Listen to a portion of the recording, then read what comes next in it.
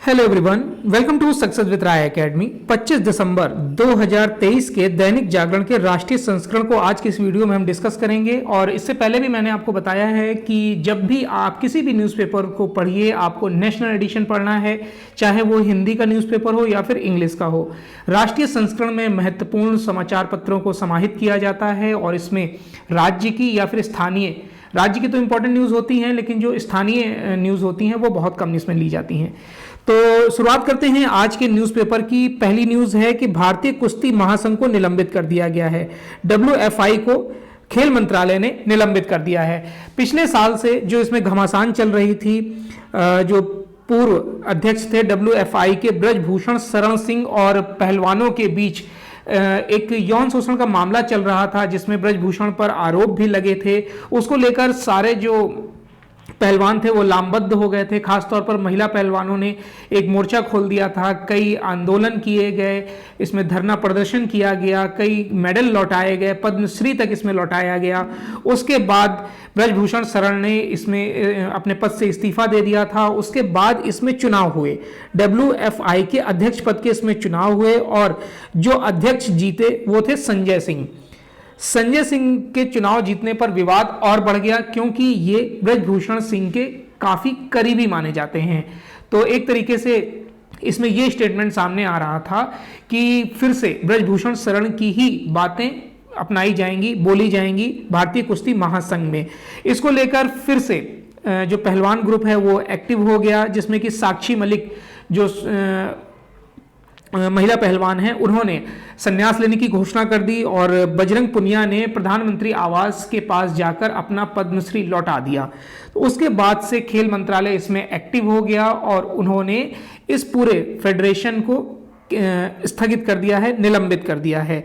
मंत्रालय ने नई संस्था पूर्व पदाधिकारियों के नियंत्रण में काम कर रही थी, ऐसा उन्होंने अब बोला है खेल मंत्रालय ने कि जो संस्था है वो कुछ लोगों के नियंत्रण में चली गई थी, इसलिए इसको अभी फिलहाल के लिए निलंबित करना आवश्यक हो गया है। इसमें जो पहलवानों की मांग है वो ये मांग है कि महिला जो अध्यक्ष हैं वो निर्वाचित की जाएं, जिससे जो महिला पहलवानों की सेफ्टी है वो प्रायोरिटी पर हो। तो अभी तो फिलहाल के लिए इसको स्थगित कर दिया गया है और आने वाले समय में निलंबन वापस होगा या फिर से संजय सिंह अध्यक्ष बनेंगे, आने वाले समय में पता चलेगा। लेकिन अभी ये फिलहाल में हॉट टॉपिक बना हुआ है। नेक्स्ट न्यूज़ है कि फ्रांस ने जो रोका था यात्रियों को, उनको फिर से जाने की अनुमति दे दी है। देखिए, निकारागुआ जाने वाले विमान के 303 यात्रियों को पेरिस के एक हवाई अड्डे पर रोक लिया गया था और 3 दिन बाद इन्हें फिर से जाने की अनुमति दे दी गई है। इन यात्रियों में ज्यादातर भारतीय हैं। पेरिस से 150 किलोमीटर दूर है वैट्री हवाई अड्डा। वहां पर फ्रांसीसी अधिकारियों ने मानव तस्करी के शक में कुछ ये विमान को रोका और कुछ लोगों को हिरासत में लिया गया। अगर हम वहां के स्थानीय मीडिया की बात करें तो विमान की यात्रा है वो जारी रखने की अनुमति के बाद फ्रांसीसी न्यायाधीशों ने प्रक्रिया में अनियमितताओं के कारण यात्रियों की सुनवाई रद्द करने का फैसला किया है। इससे पहले 4 फ्रांसीसी न्यायाधीशों ने वैट्री हवाई अड्डे पर फ्रांसीसी अधिकारियों द्वारा रोके गए यात्रियों से पूछताछ शुरू की गई है। इसमें 10 यात्रियों ने शरण मांगी है फ्रांस से, लेकिन अभी इस पर कोई फैसला नहीं लिया गया है। अब इसमें जो व्यक्ति पाए गए यानी कि जो पकड़े गए हैं, उसमें 10 नाबालिग ऐसे हैं जिनके ना तो माँ बाप हैं और ना उनका कोई परिवार है। तो इसलिए भी शक और गहरा हो जाता है मानव तस्करी का। और इम्पॉर्टेंट बात यह है कि इसमें कई भारतीय हैं, भारतीयों के रूप में इसमें पहचान की गई है, जिसमें कि कुछ साउथ के बच्चे हैं और कुछ नॉर्थ के नाबालिग इसमें शामिल हैं। हालांकि इसमें भारतीय जो विदेश मंत्रालय है वो एक्टिव हुआ और वहाँ के जो राजदूत हैं उन्होंने खुद वहाँ पर जाकर जो नाबालिग हैं उनसे बात करी है और उन्हें पूरी सहायता प्रदान करने की कोशिश का आश्वासन दिया है। नेक्स्ट न्यूज़ है कि बारामूला में मस्जिद में घुसकर सेवानिवृत्त एसएसपी की हत्या कर दी गई है। देखिए, पुंछ में आतंकी हमला अभी 4 दिन पहले हुआ था, उसके बाद एक तरीके से टारगेट किलिंग की गई है और सेवानिवृत्त एसएसपी मोहम्मद सफ़ी मीरा, जिनकी आप फोटो देख रहे हैं, उनको मस्जिद में अजान पढ़ने के दौरान उनकी गोली मारकर हत्या कर दी गई है। क्षेत्रीय लोगों ने जो एक तरीके से आतंकवाद को मुंहतोड़ जवाब दे रहे थे, उनसे डर नहीं रहे थे, तो एक तरीके से डराने के लिए ये टारगेट किलिंग की गई है। अब एसएसपी को जो इसमें मारा गया है वो मॉर्निंग में 4:30 बजे अपने घर के ही पास एक मस्जिद है उसमें अजान पढ़ते हैं ये मॉर्निंग में जाकर माइक में। तो ये अजान पढ़ रहे थे और उसी दौरान पीछे से इन पर 4 राउंड फायरिंग की गई है। इससे पहले इनको एक अंगरक्षक भी मिला हुआ था, लेकिन 1 महीने पहले ही गवर्नमेंट द्वारा उसे वापस ले लिया गया था। इनकी जो सुरक्षा थी, निजी सुरक्षा, उसे वापस ले ली गई थी। तो अब ये जो घटना घट गई है उसमें अब आतंकवादी फरार हो गए हैं, लेकिन वहाँ के लोगों में काफ़ी रोष है और गुस्सा भी है क्योंकि उनकी ही कौम के व्यक्ति इसमें मारे गए हैं। और ये 2012 में सेवानिवृत्त हुए थे और सामाजिक कार्यों में काफ़ी एक्टिव थे। वहाँ के लोगों को न्याय दिलाना, बच्चों की शिक्षा को लेकर, जो गरीब तबका है उसको किस तरीके से आगे बढ़ाया जाए, तो ये सोशल वर्क में काफ़ी एक्टिव थे। तो शायद ये आतंकवादियों के टारगेट पे थे और इनकी हत्या कर दी गई है। इनके परिवार में इनके 2 बेटे और 1 पुत्री है और वाइफ हैं। नेक्स्ट न्यूज पर आते हैं कि लाल सागर में तेल से लदे पोत एमवी साई बाबा पर ड्रोन से हमला किया गया है। देखिए, भारत आ रहे व्यापारिक पोत एमवी कैम प्लूटो पर अरब सागर में भारतीय तट के पास ड्रोन से हमला करने के बाद अब दक्षिणी लाल सागर में तेल से लदे 2 जहाजों पर ड्रोन से हमला करने का मामला सामने आया है। हाउती विद्रोहियों ने इन हमलों को अंजाम दिया है।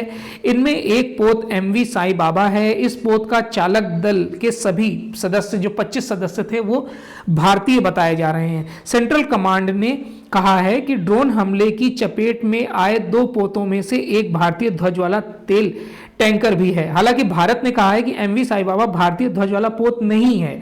अमेरिका की मध्य कमान ने एक बयान में कहा कि 23 दिसंबर को यमन के हाउती नियंत्रित क्षेत्रों से दक्षिणी लाल सागर में अंतर्राष्ट्रीय पोत लेन में 2 बैलिस्टिक मिसाइल दागी गईं। हालांकि इसमें से किसी को नुकसान तो नहीं पहुंचा। इस दौरान शनिवार शाम को अमेरिकी युद्धपोत यूएसएस लेबून दक्षिणी लाल सागर में गश्त कर रहा था और इसने हाउती नियंत्रण क्षेत्र से आने वाले 4 ड्रोनों को मार गिराया। उसके बाद स्थानीय समयानुसार रात करीब 8 बजे अमेरिकी नौसेना बल की मध्य कमान को दक्षिणी लाल सागर में 2 पोतों से रिपोर्ट मिली और उन पर ड्रोन हमला किया गया। इनमें भारत के ध्वज वाला एमवी साई बाबा और नॉर्वे के ध्वज वाला एमवी ब्लॉमेनेन शामिल है। ये तेल से लदे हुए थे, इसलिए भी इसे काफ़ी खतरनाक माना जा रहा था। हालांकि स्थिति पर काबू पा लिया गया है, लेकिन जिस तरीके से हमला बढ़ा है अरब सागर की तरफ, वो चिंता का विषय है। और अमेरिका ने इसको लेकर आगाह भी किया है कि ये हमले आने वाले दिनों में और बढ़ सकते हैं। नेक्स्ट न्यूज़ पर आते हैं। सिलक्यारा सुरंग का अलाइनमेंट गलत, निगरानी में चूक हुई है। देखिए, सिलक्यारा सुरंग में जो भूस्खलन हुआ था उसकी विस्तृत जांच रिपोर्ट जारी कर दी गई है। फिलहाल उच्च स्तरीय जांच समिति ने सड़क परिवहन एवं राजमार्ग मंत्रालय को प्रारंभिक जांच रिपोर्ट सौंप दी है। इसमें सुरंग में हुए हादसे के लिए कई कारण गिनाए गए हैं। अगर हम सिर्फ रिपोर्ट की बात करें तो हादसे की जो प्रमुख वजह है वो शियर जोन यानी कि चट्टान का संवेदनशील हिस्सा माना जा रहा है। उसके लिहाज से परियोजना के गलत अलाइनमेंट, पिछली घटनाओं से सबक नहीं लेना, पर्याप्त सुरक्षा उपायों की कमी और प्रोजेक्ट की रीप्रोफाइलिंग नहीं किए जाने को इसमें वजह बताया जा रहा है। और नवयुग इंजीनियरिंग को कार्यदायी संस्था national highway and infrastructure development corporation limited के नियुक्त प्राधिकारी से काम करने की पद्धति की मंजूरी नहीं मिली थी। उसके बावजूद भी इसमें कार्य किया जा रहा था और गलत ढंग से किया जा रहा था। तो ये एक चूक सामने आई है और संबंधित लोगों को इसमें हालांकि सजा देनी चाहिए, तभी एक ऐसा रोड मैप तैयार होगा कि लोग इस तरीके की लापरवाही करने से डरेंगे। नेक्स्ट न्यूज़ है, अब दयानिधि मारन के बयान पर मचा है घमासान। देखिए, द्रमुक सांसद जो थे सेंथिल कुमार ने एक, जो पार्टी के सदस्य हैं द्रमुक सांसद सेंथिल कुमार, उन्होंने एक स्टेटमेंट दिया कि जो वोट बैंक है वो गौमूत्र राज्यों से आता है। यानी उन्होंने उत्तर भारत के राज्यों की संज्ञा गौमूत्र से की थी। हालांकि उस बयान पर उन्होंने बाद में माफ़ी भी मांगी थी। लेकिन अब एक स्टेटमेंट दयानिधि मारन का भी आ रहा है। हालांकि वीडियो पुराना है, लेकिन उसमें वो ये बोल रहे हैं कि तमिल जो हिंदी भाषी हैं वो थोड़ी सी तमिल सीख लेते हैं तो वो तमिलनाडु में आकर मकान बनाते हैं, रोड बनाते हैं, मजदूरी करते हैं। और तमिलनाडु का जो बच्चा है या फिर तमिलनाडु के जो लोग हैं उन्हें हिंदी सीखने की जरूरत नहीं है, क्योंकि वो तमिल और अंग्रेजी माध्यम को सीखकर अच्छे अच्छे आईटी सेक्टर में विदेशों में जाते हैं। उन्होंने सुंदर पिचाई का भी यहाँ पर एग्जाम्पल दिया कि अगर वो हिंदी सीखते तो शायद वो उत्तर प्रदेश में, बिहार में या फिर तमिलनाडु में लेबरी कर रहे होते, और वहीं पर उन्होंने सिर्फ इंग्लिश को सीखा और तमिल सीखी तो वो आज गूगल के अध्यक्ष हैं। इस तरीके का उन्होंने स्टेटमेंट दिया है जो वाकई में हास्यास्पद है। शायद दयानिधि मारन को ये नहीं पता है कि धान का और गेहूं के जो प्रमुख उत्पादक राज्य हैं वो उसमें उत्तर प्रदेश और बिहार भी है, पश्चिम बंगाल है, मध्य प्रदेश है, पंजाब है। अगर वो रोटी खाते हैं, चावल खाते हैं तो शायद कहीं ना कहीं वो इन्हीं प्रदेशों की खाते होंगे। तो इस तरीके का स्टेटमेंट अगर वो दे रहे हैं तो उन्हें ये सोचना चाहिए कि पहले वो खाना बंद करें और उसके बाद ये स्टेटमेंट दे। अब संसद, अगर वो सांसद हैं तो संसद भी आते होंगे, और अगर संसद में आते हैं तो संसद भी उत्तर भारत में ही स्थित है। ये सब बातें उनको ध्यान में रखनी चाहिए। और इस स्टेटमेंट से आपको क्या फर्क पड़ता है या फिर आप दयानिधि मारन के बारे में क्या बोलना चाहते हैं, कमेंट बॉक्स के माध्यम से जरूर बताइएगा। नेक्स्ट न्यूज पर आते हैं। राज्यपाल ने कुलपति को हटाया, ममता सरकार ने 12 घंटे बाद ही किया बहाल। देखिए, बंगाल में राजभवन और राज्य सरकार के बीच जो दावपुर विश्वविद्यालय के कुलपति बुद्धदेव साव को लेकर टकराव बढ़ गया है। राज्यपाल डॉक्टर सीवी आनंद बोस ने शनिवार को बुद्धदेव साव को निर्देश की अवमानना का हवाला देते हुए जेल के कुलपति के पद से हटा दिया है, और उसके 12 घंटे बाद ही उन्हें ममता सरकार ने फिर से बहाल कर दिया है। हालांकि जो राज्यपाल हैं सीवी आनंद बोस, उन्होंने बुद्धदेव साव को ही नियुक्त किया था, उन्होंने ही नियुक्त किया था, और कुछ कार्यक्रम ऐसे थे जिनका निर्णय बुद्धदेव साव ने बिना राज्यपाल की अनुमति के ले लिए थे, जिससे नाराज होकर इनको इनके पद से हटा दिया गया है। लेकिन ममता सरकार ने 12 घंटे बाद ही इनको फिर से बहाल कर दिया है। तो एक बार फिर से राज्यपाल और राज्य सरकार आमने सामने आ गई है। नेक्स्ट न्यूज पर आते हैं कि नकली दवाओं की खरीद संबंधी दस्तावेज जब्त करने के निर्देश। कल की न्यूज में हमने डिस्कस किया था कि दिल्ली के कई सरकारी अस्पतालों में नकली दवाइयों का वितरण हो रहा है, जिसमें बीपी की दवा, आंतों में सूजन की दवा, जोड़ों में दर्द की दवा, इस तरीके की कई दवाएं थी जो नकली दवाइयां थी, उनका असर नहीं हो रहा था, इसकी शिकायतें मिल रही थी। उसके बाद एक जांच की गई, जांच में 12 सैंपल लिए गए थे और 12 में से 5 सैंपल पूरी तरीके से फेल कर गए, और बाकी 7 की रिपोर्ट आनी अभी बाकी है।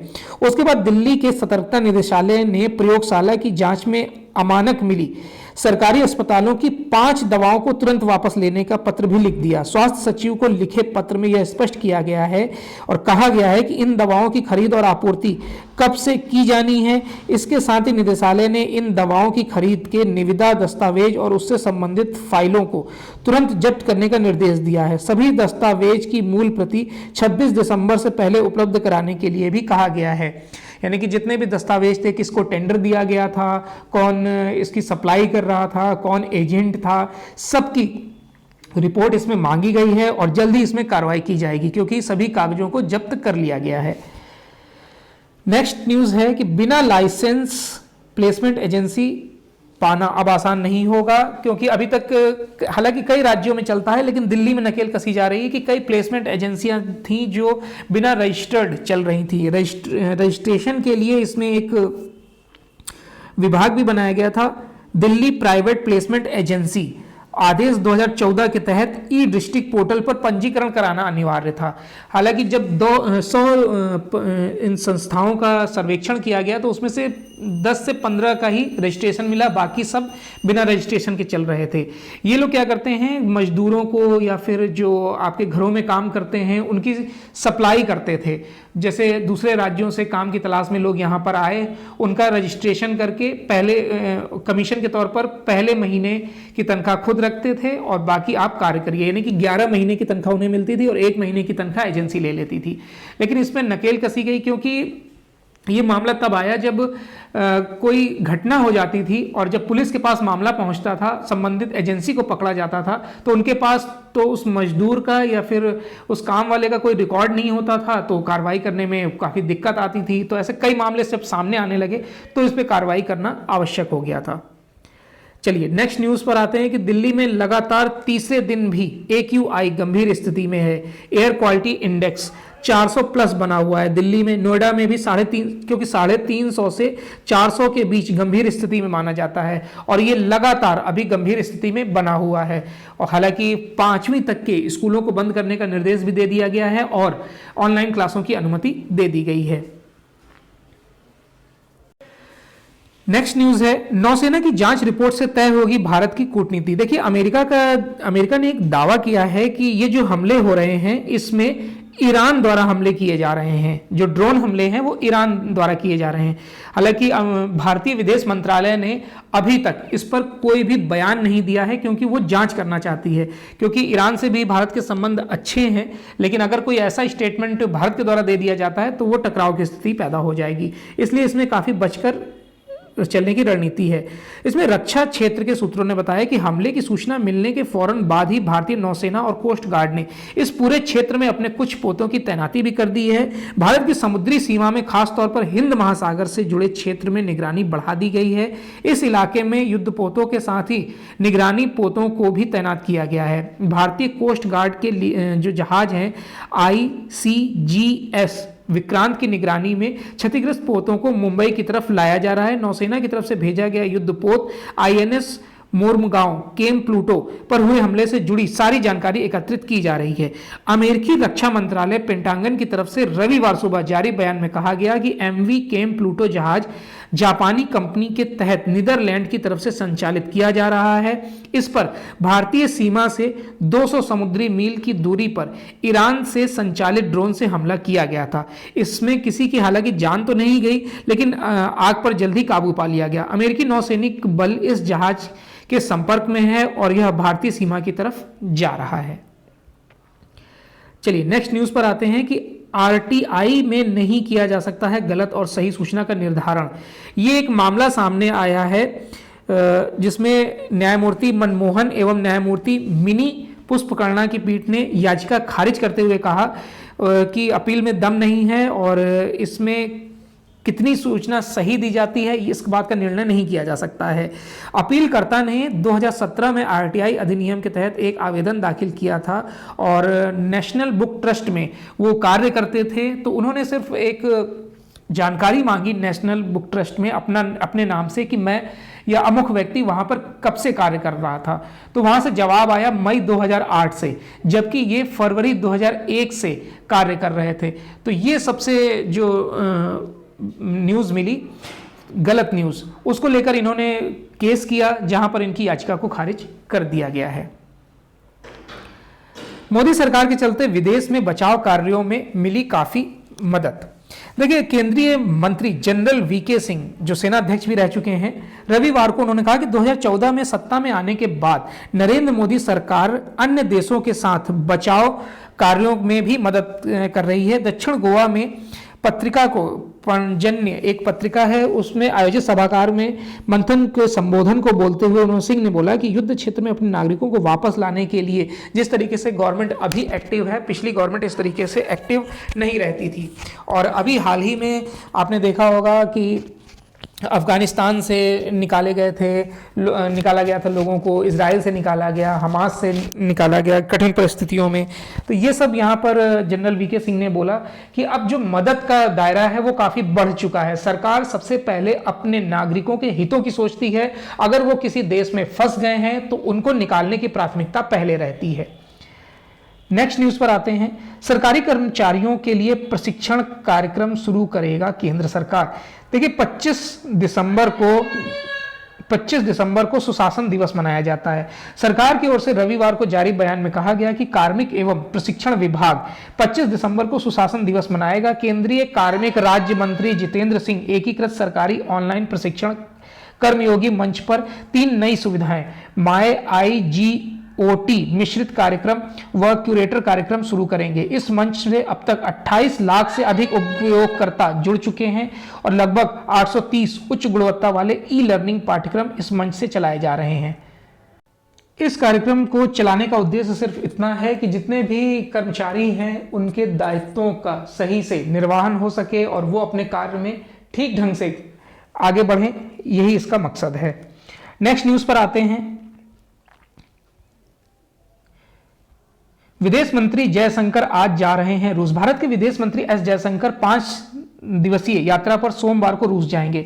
यात्रा के दौरान द्विपक्षीय और वैश्विक मुद्दों पर चर्चा की जाएगी। विदेश मंत्रालय ने रविवार को कहा कि जयशंकर दोनों पक्षों के बीच चल रहे उच्च स्तरीय आदान प्रदान के हिस्से के रूप में 25 से 29 दिसंबर तक रूस का दौरा करेंगे। यहां वह रूस के उप प्रधानमंत्री और उद्योग और व्यापार मंत्री डेनिस मंटूरोव से भी मुलाकात करेंगे। यहां पर अमित शाह का एक स्टेटमेंट है कि प्रधानमंत्री मोदी का लक्ष्य है देश के प्रत्येक व्यक्ति को आत्मनिर्भर बनाना। इस न्यूज़ में उन्होंने जो योजनाएं चलाई जा रही हैं गवर्नमेंट द्वारा उसको कहा, बताया है, उसके बारे में और भी कई बातें बोली हैं जो हालांकि इंपॉर्टेंट नहीं है डिस्कस करने के लिए। नौसेना के बेड़े में कल शामिल होगा आईएनएस इम्फाल। देखिए, स्वदेश निर्मित स्टील गाइडेड मिसाइल विध्वंसक आईएनएस इम्फाल मंगलवार को मुंबई के नौसेना डॉकयार्ड में रक्षा मंत्री राजनाथ सिंह की मौजूदगी में आयोजित समारोह में नौसेना के बेड़े में शामिल किया जाएगा। पश्चिमी नौसेना कमांड के अधीन शामिल किया जा रहा है। आईएनएस इम्फाल ब्रह्मोस मिसाइलों से लैस है। हिंद महासागर में चीन की बढ़ती घुसपैठ के बीच यह नौसेना की समुद्री क्षमता को बढ़ाएगा। नौसेना के अधिकारी ने बताया कि मझगांव डाक लिमिटेड द्वारा निर्मित आईएनएस इम्फाल को गत 20 अक्टूबर को नौसेना में सौंपा गया था। यह जहाज परमाणु, जैविक, रासायनिक युद्ध स्थितियों के तहत लड़ने के लिए सुसज्जित है। अधिकारियों ने बताया कि मणिपुर की राजधानी के नाम पर युद्धपोत का नाम रखे जाने से राष्ट्रीय सुरक्षा व समृद्धि के लिए पूर्वोत्तर क्षेत्र की महत्ता को समझा जा सकता है। थरूर ने लोकसभा अध्यक्ष को लिखा पत्र लगाया विशेषाधिकार हनन का आरोप। देखिए, कांग्रेस के जो वरिष्ठ नेता हैं शशि थरूर ने लोकसभा अध्यक्ष ओम बिरला को पत्र लिखकर संसदीय विशेषाधिकार के हनन का आरोप लगाया। थरूर ने पत्र में लिखा कि तिरुवनंतपुरम में निर्वाचित प्रतिनिधियों और अन्य शांतिपूर्ण ढंग से प्रदर्शन कर रहे थे उनके ऊपर हमला किया गया है। उन्होंने कहा कि शनिवार को केरल प्रदेश कांग्रेस कमेटी द्वारा आयोजित विरोध प्रदर्शन के दौरान हिंसा की घटनाएं देखी गई हैं, जिसमें पुलिस द्वारा आंसू गैस के गोले दागे गए और बाद में सांसद और विधायकों सहित कई वरिष्ठ जो कांग्रेस नेता हैं उनको कई दिक्कतें हुई, कई तो अस्पताल में भर्ती किए गए हैं। तो उन्होंने ये एक पत्र शशि थरूर ने लोकसभा अध्यक्ष को लिखा है। पिछले 5 सालों में देश में खोले गए हैं 140 प्राइवेट विश्वविद्यालय। देश में पिछले 5 वर्षों में 140 निजी विश्वविद्यालय खोले गए हैं। शिक्षा मंत्रालय के आंकड़ों के अनुसार गत 5 वर्षों के दौरान गुजरात में 28 और महाराष्ट्र में 15 निजी विश्वविद्यालय स्थापित किए गए हैं। इस अवधि में मध्य प्रदेश व कर्नाटक में 14 और 10 प्राइवेट विश्वविद्यालय खोले गए हैं। निजी विश्वविद्यालयों की स्थापना संबंधित राज्य विधानमंडल द्वारा पारित अधिनियम और संबंधित राज्य सरकार द्वारा जारी अधिसूचना से की जाती है। राज्य की अधिसूचना की प्रतियां मिलने पर विश्वविद्यालय अनुदान आयोग विश्वविद्यालयों की सूची में निजी विश्वविद्यालयों का नाम शामिल करता है। ऐसे विश्वविद्यालयों को यूजीसी की विशिष्ट मंजूरी के बिना सामान्य डिग्री पाठ्यक्रम संचालित करने का अधिकार है। उन्होंने कहा, लेकिन जो व्यावसायिक और चिकित्सीय पाठ्यक्रम संचालित करने की मंजूरी संबंधित नियामक या वैधानिक निकायों की ओर से दी जाती है। अगर हम बात करें पिछले 5 वर्षों की, तो छत्तीसगढ़ में 7, झारखंड राजस्थान में 6, बिहार, उड़ीसा, उत्तराखंड, तेलंगाना में 5, हरियाणा, आंध्र प्रदेश, मणिपुर, उड़ीसा, तमिलनाडु, सिक्किम, उत्तर प्रदेश में 4 निजी विश्वविद्यालय खोले गए हैं। स्वच्छ शौचालय चैलेंज में शहरों ने दिखाई है रुचि। देखिए, पूरे देश में चल रहे क्लीन टॉयलेट चैलेंज में शहरों और स्थानीय निकायों ने अपने अभिनव प्रयोगों से सभी का ध्यान खींचा है। शहरी कार्य मंत्रालय के स्वच्छ भारत मिशन के तहत लॉन्च किए गए इस चैलेंज के तहत फेसेस जिसका फुल फॉर्म होगा functional, accessible, clean, eco friendly और सेफ के मापदंडों के आधार पर अनुकरणीय मॉडल शौचालय की पहचान करने के लिए सभी शहरों, निकायों, स्वयं सहायता समूहों, निजी संचालकों से नामांकन मांगे गए थे। यह चैलेंज 5 सप्ताह के सफर के बाद सोमवार को समाप्त हो रहा है। इसी के तहत टॉयलेटों की ग्रेडिंग प्रणाली भी तैयार की गई है। ग्रेडिंग सफाई, स्वच्छता, रखरखाव, कार्यक्षमता, लोगों तक पहुंच, सुरक्षा और अन्य सुविधाओं का आकलन करने के लिए की गई है। शहरों और स्थानीय निकायों से इस अभियान के प्रति रुचि दिखाई गई है। इस दौरान स्वच्छता अभियान और शौचालयों के नवीनीकरण के अलावा कुछ स्मार्ट शौचालय मॉडल भी सामने आए हैं। नेक्स्ट न्यूज है कि WHO ने कोरोना संक्रमण पर निगरानी बढ़ाने को कहा है। विश्व स्वास्थ्य संगठन ने कोरोना और इसके जो नया वेरिएंट है JN1 या फिर इन्फ्लुएंजा सहित श्वसन रोगों में जो मामले बढ़ते जा रहे हैं उससे दक्षिण पूर्व एशिया के देशों में निगरानी बढ़ाने को बोला है। 656 नए मामले भारत में सामने आए हैं और मामलों की संख्या हो गई है 3742। इसमें 128 मामले सिर्फ केरल से हैं और 24 घंटे के दौरान महामारी के चलते केरल के एक व्यक्ति ने दम भी तोड़ा है, तो आप भी इसमें सतर्क रहिएगा। नेक्स्ट न्यूज पर आते हैं। स्वदेशी स्मार्ट स्ट्रिप से तुरंत पता चलेगा पैकेट बंद मिठाइयों की गुणवत्ता। देखिए, राष्ट्रीय डेयरी अनुसंधान संस्था यानी कि NDRI ने एक ऐसी कागज की स्ट्रिप जारी करी है जो डिब्बा बंद मिठाइयाँ होती हैं उसकी अगर गुणवत्ता खराब होती जाएगी तो ये जो स्ट्रिप है इसका कलर चेंज होता जाएगा, वाइट से कलर चेंज होने लगेगा और जितना चेंज होता जाएगा उतनी गुणवत्ता खराब होती चली जाएगी। तो ये एक शोध किया जा रहा था जिसमें ये सफल हुआ है। आपको पता होगा कि तुर्की सबसे ज़्यादा विश्व में मिठाइयों का निर्यात करता है, उसके बाद भारत का स्थान आता है। दुग्ध उत्पादन और दुग्ध से बनी मिठाइयों के उत्पादन में भारत का प्रथम स्थान है और निर्यात भी सबसे ज़्यादा होता है भारत का। तो इसमें ये स्ट्रिप काफ़ी काम आएगी। कभी कभी क्या होता था कि मिठाइयों की गुणवत्ता को लेकर या खराब मिठाइयों की काफ़ी शिकायतें मिलती थी, लेकिन अब क्या है, डिब्बा अगर पैक है तो भी इस स्ट्रिप से कलर अगर सही है तो पता चल जाएगा मिठाई सही है, अगर कलर चेंज हो गया है तो आपको ये भी पता चल जाएगा कि मिठाई खराब है। तो ये बहुत अच्छा एक इनिशिएटिव है। चलिए नेक्स्ट न्यूज पर आते हैं और नेक्स्ट जो न्यूज है वो है एडिटोरियल पेज से, क्योंकि आज से हम एडिटोरियल को भी इंक्लूड कर रहे हैं अपने इस वीडियो में और हो सकता है वीडियो थोड़ा बड़ा हो जाए, लेकिन एडिटोरियल पेज में एक आर्टिकल जरूर ऐसा होता है जो इंपॉर्टेंट नहीं मोस्ट इंपॉर्टेंट होता है और यूपीएससी के लिहाज से तो आपको आर्टिकल जरूर पढ़ना चाहिए।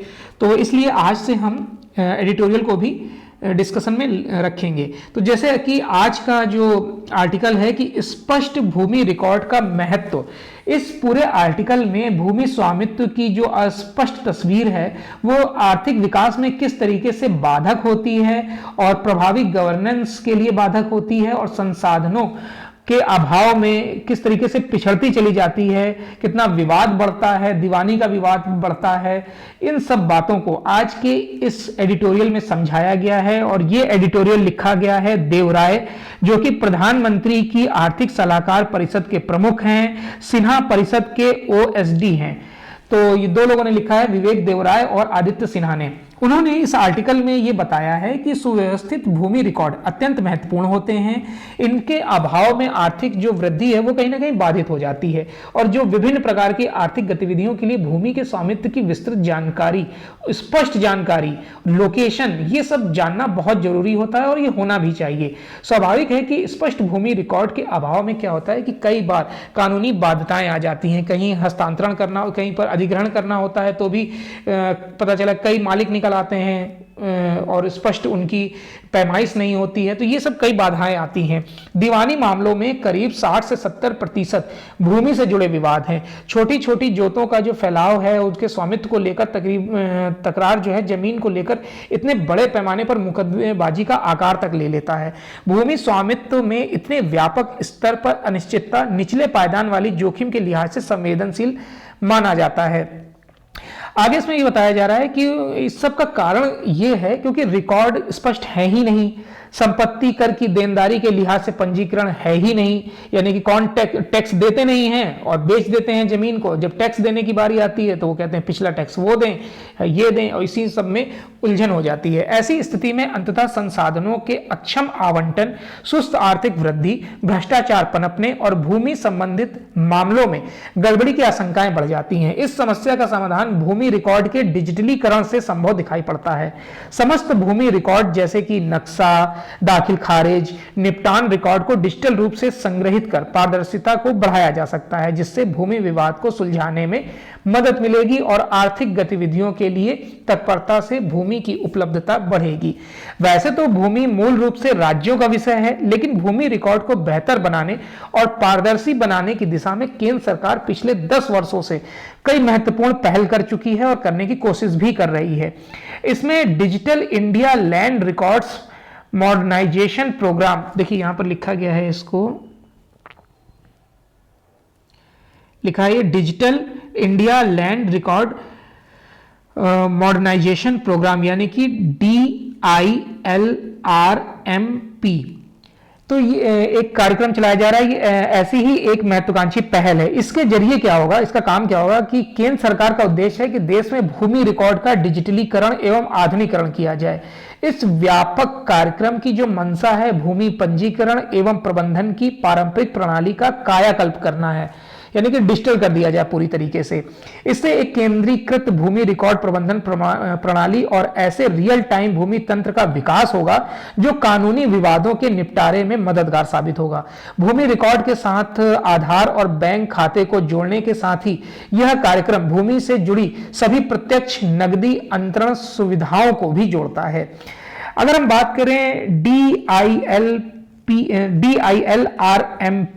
के स्तर पर बड़ी प्रगति दर्ज भी की गई है। इसके अंतर्गत बड़े पैमाने पर भूमि रिकॉर्ड का कंप्यूटरीकरण और उप रजिस्ट्रार कार्यलेखों के साथ उनका एकीकरण भी हुआ है। इस कार्यक्रम के दायरे को वर्ष 2025-26 तक बढ़ाने के साथ ही इसमें आधार एकीकरण और राजस्व अदालतों के कंप्यूटरीकरण जैसे अतिरिक्त पहलुओं को भी जोड़ दिया गया है।